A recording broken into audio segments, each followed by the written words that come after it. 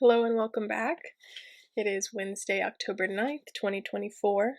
We are on Chapter 8 of Sabriel by Garth Nix. Sabriel has finally reached Abhorson's house and has come across a strange free magic creature that we are going to meet today. So let's get right into it. There's a cat behind my computer getting ready to go up here. Okay. Hold on. Ray! Raisin! Get down! Hey!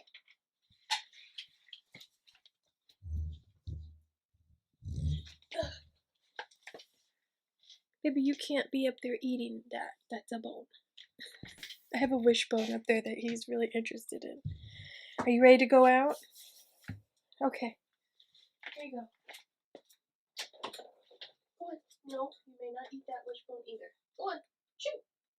Shoo! See you later. Okay, sorry. Chapter 8. Sabriel woke to soft candlelight, the warmth of a feather bed, and silken sheets, delightfully smooth under heavy blankets. A fire burned briskly in a red brick fireplace, and wood-paneled walls gleamed with the dark mystery of well-polished mahogany. A blue-papered ceiling with silver stars dusted across it faced her newly opened eyes. 2 windows confronted each other across the room, but they were shuttered, so Sabriel had no idea what time it was, no more than she had any remembrance of how she'd got there. It was definitely Abhorson's house, but her last memory was of fainting on the doorstep. Gingerly, for even her neck ached from her day and night of travel, fear, and flight, Sabriel lifted her head to look around, and once again met the green eyes of the cat that wasn't a cat. The creature was lying near her feet at the end of the bed. What are you? Sabriel asked nervously, suddenly all too aware that she was naked under the soft sheets. A sensuous delight, but a defenseless one. Her eyes flickered to her sword belt and bell bandolier, carefully draped on the clothes horse near the door. I have a variety of names, replied the cat. It had a strange voice, half mew, half purr, with hissing on the vowels. You may call me Mogget. As to what I am, I was once many things, but now I am only several. Primarily, I am a servant of Abhorson, unless you would be kind enough to remove my collar. Sabriel gave an uneasy smile and shook her head firmly. Whatever Mogget was, that collar was the only thing that kept it as a servant of Abhorson, or anybody else. The charter marks on the collar were quite explicit about that. As far as Sabriel could tell, the binding spell was over 1,000 years old. It was quite possible that Mogget was some free magic spirit as old as the wall, or even older. She wondered why her father hadn't mentioned it, and with a pang, wished that she had awoken to find her father there in his house, both their troubles over. I thought not, said Mogget, combining a careless shrug with a limbering stretch. It, or he, for Sabriel felt the cat was definitely masculine, jumped to the parquet floor and sauntered over to the fire. Sabriel watched, her trained eye noting that Mogget's shadow was not always that of a cat. A knock at the door interrupted her study of the cat, the sharp sound making Sabriel jump nervously, the hair on the back of her neck frizzing to attention. It's only one of the servants, Mogget said in a patronizing tone. Charter sendings, and pretty low-grade ones at that. They always burn the milk. Sabriel ignored him and said, Come in. Her voice shook and she realized that shaky nerves and weakness would be with her for a while. The doors swung open slightly, and a short, robed figure drifted in. It was similar to the upper gate warden, being cowled, and so without a visible face, but this one's habit was of light cream rather than black.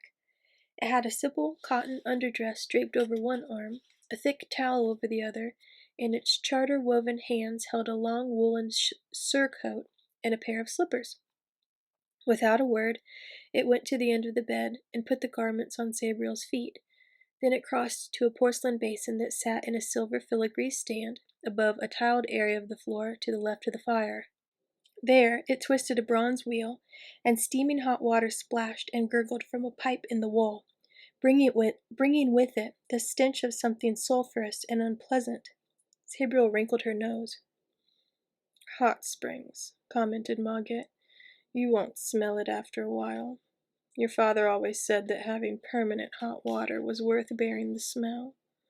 Or was it your grandfather who said that? Or great-great-aunt? Oh, memory."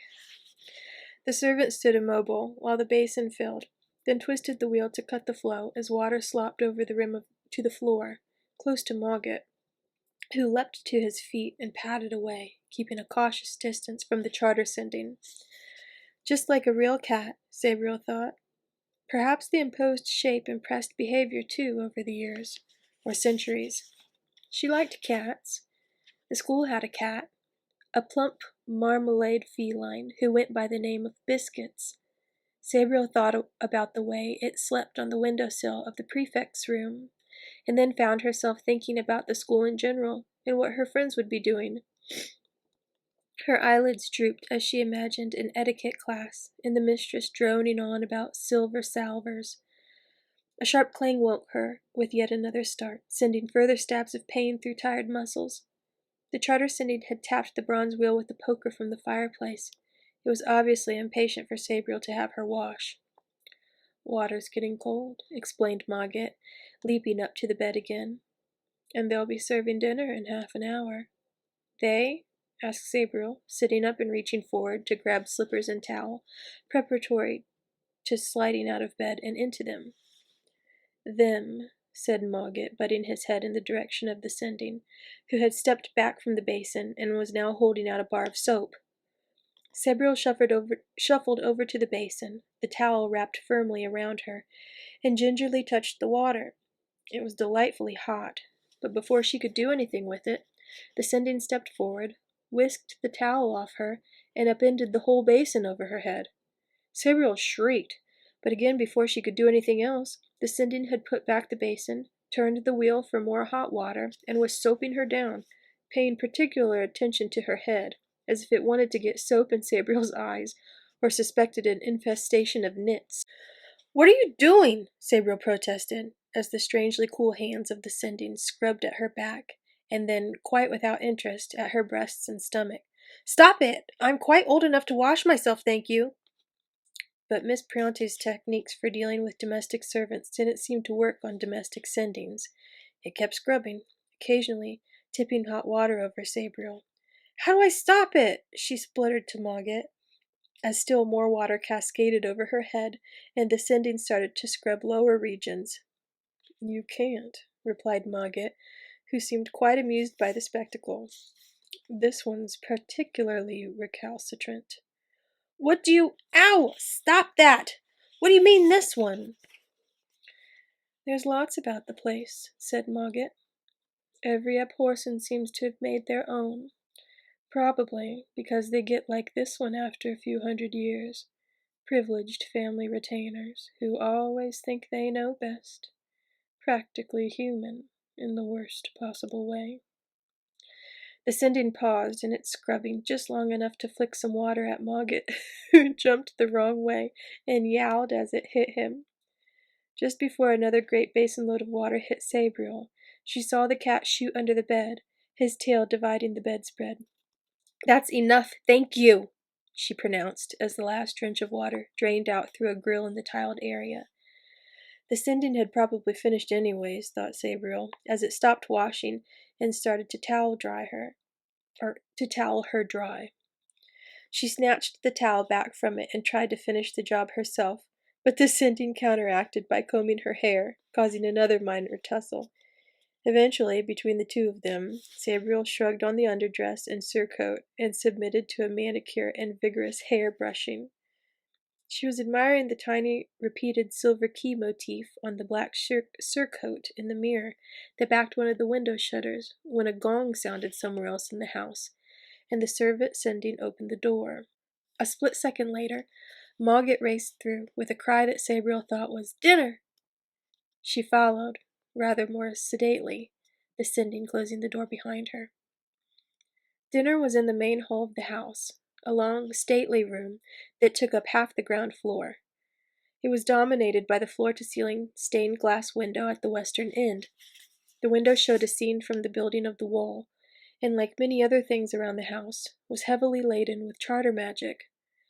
Perhaps there was no real glass in it at all, Sabriel mused, as she watched the light of the evening sun play in and around the toiling figures that were building the wall. As with the Sendings, if you looked closely enough, you could see tiny charter marks making up the patterns. It was hard to see through the window, but judging from the sun, it was almost dusk. Sabriel realized that she must have slept for a full day, or possibly even 2. A table nearly as long as the hall stretched away from her, a brightly polished table of some light and lustrous timber, heavily laden with silver salt cellars, candelabra, and rather fantastic-looking decanters and covered dishes. But only 2 places were fully set, with a plethora of knives, forks, spoons, and other instruments, which Sabriel only recognized from obscure drawings in her etiquette textbook. She'd never seen a real golden straw for sucking the innards out of a pomegranate before, for example. One place was before a high-backed chair at the head of the table, and the other was to the left of this, in front of a cushioned stool. Sabriel wondered which was hers, till Mogget jumped up on the stool and said, "Come on, they won't serve till you're seated." They were more Sendings, 6 in all, including the cream-dressed tyrant of the bedroom. They were all basically the same, human in shape, but cowled or veiled. Only their hands were visible, and these were almost transparent, as if charter marks had been lightly etched on prosthetic hands carved from moonstone. The Sendings stood grouped around a door, the kitchen door, for Sabriel saw fires beyond them and smelled the tang of cooking, and stared at her. It was rather unnerving not to meet any eyes. "Yes, that's her," Mogget said caustically. "Your new mistress. Now let's have dinner." None of the Sendings moved till Sabriel stepped forward. They stepped forward too, and all dropped to one knee, or whatever supported them beneath the floor-length robes.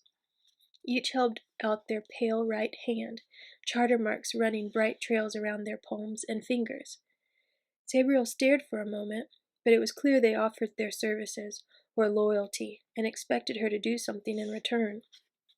She walked to them and gently pressed each up-thrust hand in turn, feeling the charter spells that made them whole. Mogget had spoken truly, for some of the spells were old, far older than Sabriel could guess.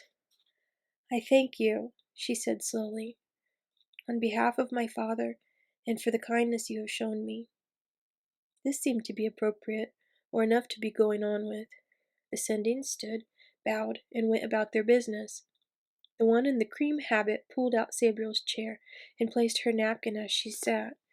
It was of crisp black linen, dusted with tiny silver keys, a miracle of needlework. Mogget, Sabriel noticed, had a plain white napkin, with evidence of old stains. "I've had to eat in the kitchen for the last 2 weeks," Mogget said sourly, as 2 Sendings approached from the kitchen, bearing plates that signaled their arrival with a tantalizing odor of spices and hot food. "I expect it was good for you," Sabriel replied brightly, taking a mouthful of wine.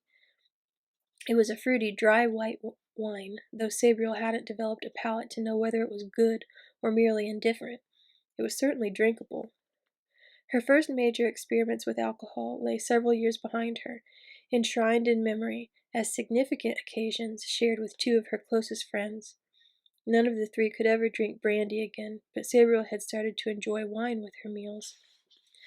"Anyway, how did you know I was coming?" Sabriel asked. "I didn't know myself till Father sent his message." The cat didn't answer at once. His attention focused on the plate of fish the Sending had just put down. Small, almost circular fish, with the bright eyes and shiny scales of the freshly caught. Sabriel had them too, but hers were grilled, with a tomato, garlic, and basil sauce. I have served 10 times as many of your forebearers as you have years, Margaret replied at last. And though my powers wane with the ebb of time, I always know when one abhorsen falls and another takes their place. Sabriel swallowed her last mouthful, all taste gone, and put down her fork. She took a mouthful of wine to clear her throat, but it seemed to have become vinegar, making her cough. What do you mean by fall? What do you know? What has happened to father? Margaret looked up at Sabriel, eyes half-lidded, meeting her gaze steadily, as no normal cat could. He is dead, Sabriel. Even if he hasn't passed the final gate, he will walk in life no more. That is— No! Interrupted Sabriel. He can't be. He cannot be. He is a necromancer. He can't be dead.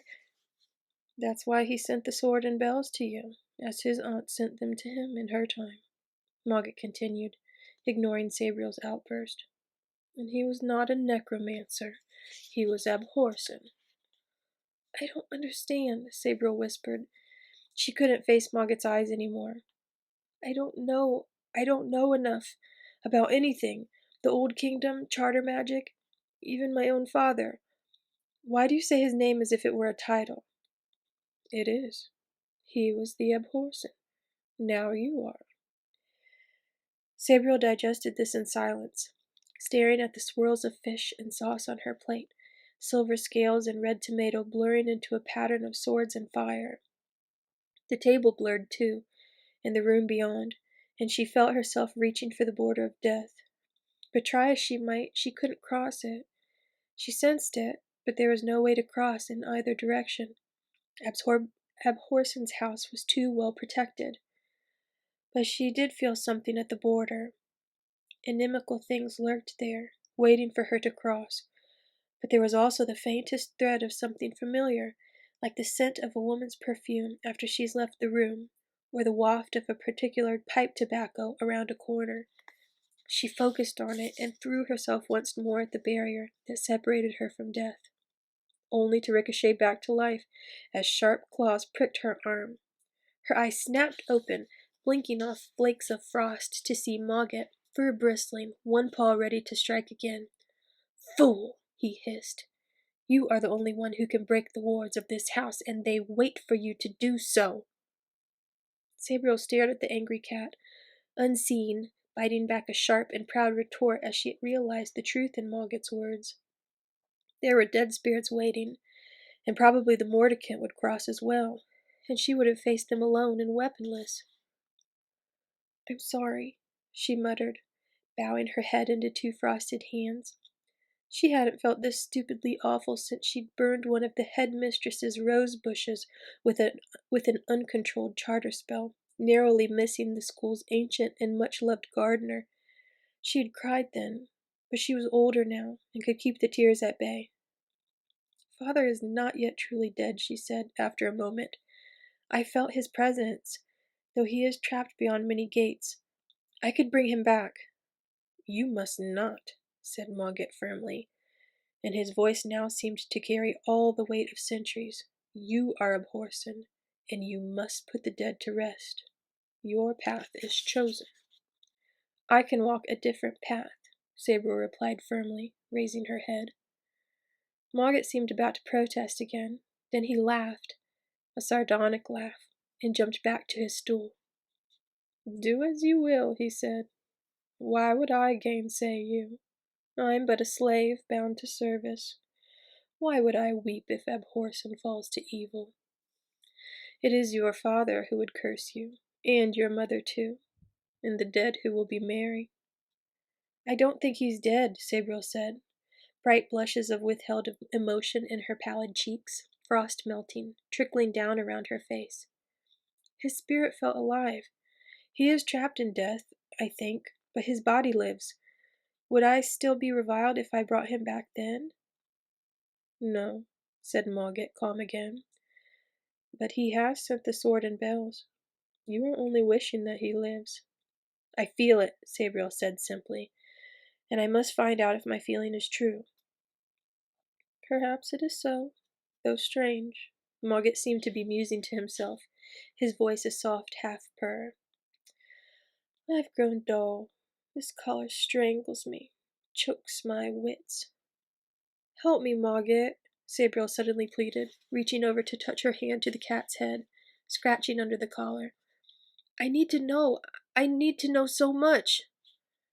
Mogget purred under the scratching, but as Sabriel leaned close, she could hear the faint peal of the tiny sereneth bell cut through the purr, and she was reminded that Mogget was no cat, but a free magic creature. For a moment, Sabriel wondered what Mogget's true shape was, and his true nature. I am a servant of Abhorsen, Mogget said at last, and you are Abhorsen, so I must help you. But you must promise me that you will not try to raise your father, if his body is dead. Truly, he would not wish it. I cannot promise, but I will not act without much thought, and I will listen to you, if you are by me. I guessed as much, Mogget said, twisting his head away from Sabriel's hand. It is true that you are sadly ignorant, or you would promise with a will. Your father should never have sent you beyond the wall. Why did he? Asked Sabriel, her heart suddenly leaping with the question that had been with her all her school days. A question Abhorsen had always smiled away with one word: necessity. He was afraid, replied Mogget, turning his attention back to the fish. You were safer in Ancelstier. What was he afraid of? Eat your fish, replied Mogget, as two sendings appeared from the kitchen, bearing what was obviously the next course. We'll talk later, in the study. And that's the end of chapter 8. I love Mogget. I think he's such a brat. At least that's how I interpret him when I read him. So, thank you so much for listening. Sorry, my nose is a little stuffed up today. I hope you enjoyed the reading. If you enjoyed this reading, please remember to like, comment, and subscribe. I would love to know if you've read Sabriel. I don't have much else to say.